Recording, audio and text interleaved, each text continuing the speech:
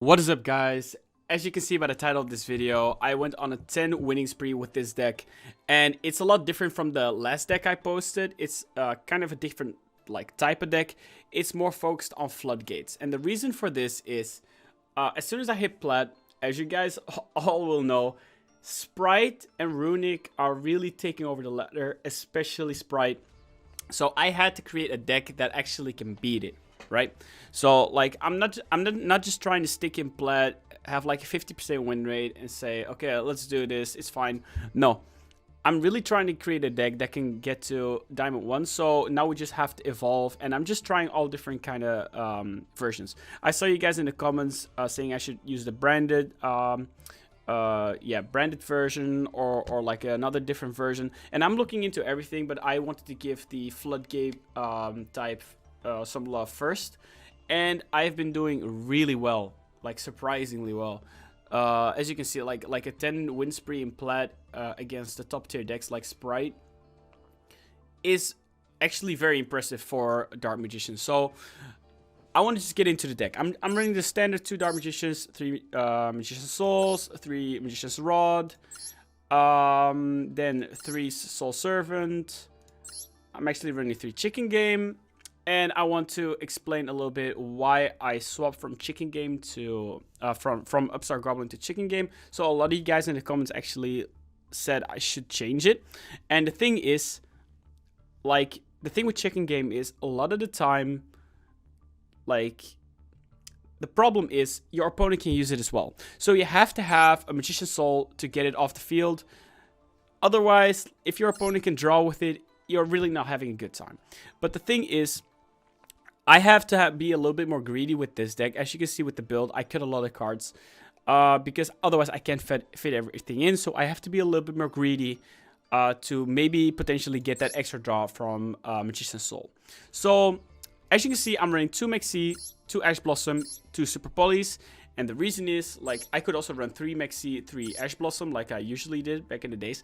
But the thing is, I don't want to brick these cards. So I don't want to start an opening hand with 2 Ash Blossoms or 2 Maxis. It's just too bricky. I just want to see one of them. And then I'm running 2 Super Polys, because like this deck does struggle going second. Like going first just has a really good time, but going second, it is actually quite difficult. So that's why I'm running the 2 Super Polys. I have tried evenly matched as well,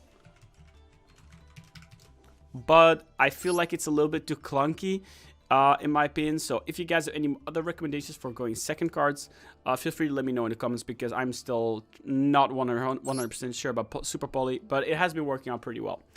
Now, I was actually trying out 3 Super Solemn Judgments instead of running the Secret Village plus Terraforming.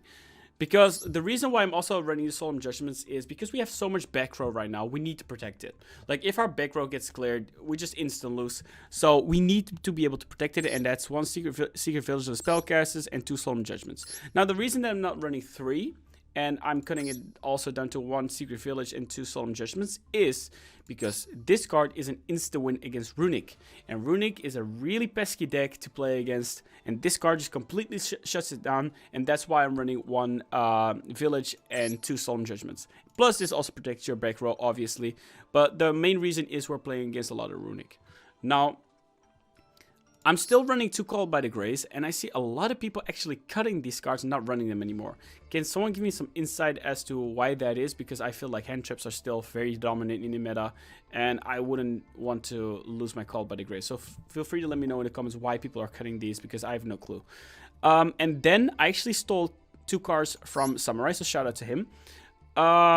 This card basically says counter Sprite, which is the most dominant deck on the ladder right now, if I'm not mistaken. Everyone's playing it.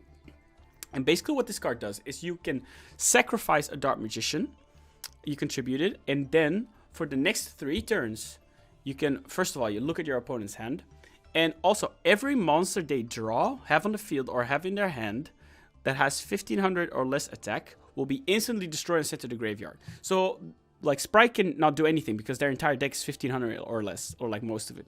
So this is just an attack card that I'm using against Sprite because we're seeing so much of it.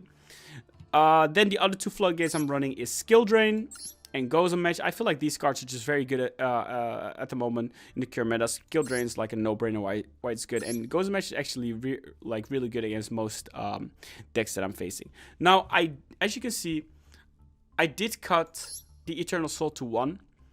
And I'm not running the field spell that gets it out of the deck as well. And this is just purely because I had to cut cards. Like, if I'm cutting the chicken games for it, the deck doesn't become as consistent. So if you guys have any more recommendations as to what I can cut to run these cards, feel free to let me know, because I'm still trying to experiment on like the optimal version.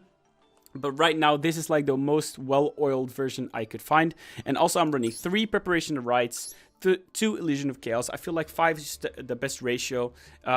There's no reason running 3 Illusion of Chaos and 2 Preparation of Rites, because this literally searches it. So I feel like 5 is like the optimal version. I feel like 6 and like 1 more Illusion of Chaos can be a little bit bricky as well. I also removed Dark Magician Girl. I'm not happy about all these cuts. I'm not gonna lie, but they're like, yeah. I either choose between having the bricks and having the deck become a little bit stronger and just sometimes just straight up losing, or having the deck be as consistent as possible and having the floodgates do the rest. Also, for the extra deck, I'm not very happy with this extra deck. I do need you guys to let me know what cards I can change in the extra deck, because I feel like there's a lot of things that aren't very optimal. Like the IP I don't like, the Police I don't like. I kind of like Baron, because you can just summon Dark Magician and then summon your Edge Blossom with it, and you can get instant Baron, which is kind of sweet. But I'm not very happy with it, so please let me know what I can change about this. But yeah, I just want to give you guys a quick update. I am looking into the other archetypes like Brandon and stuff, so keep that in mind. I'm still working on those. But I just want to give you guys an update what I'm winning with in Plat right now to reach Diamond. So yeah, if you guys have any more questions, obviously leave it in the comments. Thank you guys so much for watching. Have a nice day. The guy, wait, what's his name? I'm like, huh, what'd he say, bitch? I don't want your 2 cents. You ain't even paid, bitch. We are not the same.